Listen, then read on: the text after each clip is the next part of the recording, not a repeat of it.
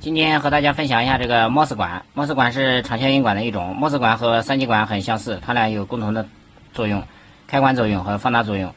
这个摩斯管啊，现在用在那个开关电源的当那个开关管特别多，它代替了以前开关管的那个三极管开关管，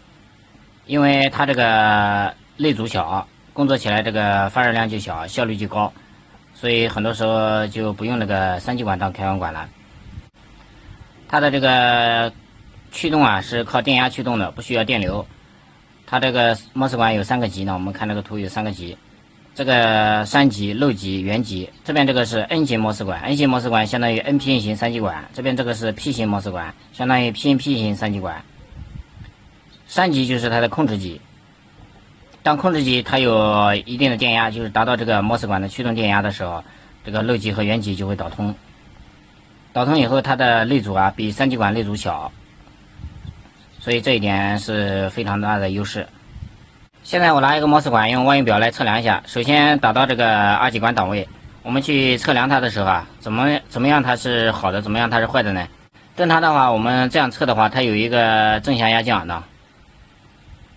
这个就相当于在测这个二极管呢，相当于在测这个二极管，就是一个 PN 极。也就是说，当你这样测的时候，它有一个正向压降，其他你去测它都是不通的，这个都是不通的啊，都是不通的。这样的话就很容易去判别它的这个漏极、原极和山极了。其实，在正常维修过程中啊，一般都是这个摩斯管击穿了，所以很容易去判断它的好坏。你要是分不清它的这个3个极，我们就可以用这种方式呢，就是说测到这个正向压降的时候啊。红表皮是原极，黑表皮是漏极，然后另外一个角就是山极，这样的话就容易去判断它的3个角了。其实摩斯管基本上很多都是固定的这个角位，所以也记住它也是方便的。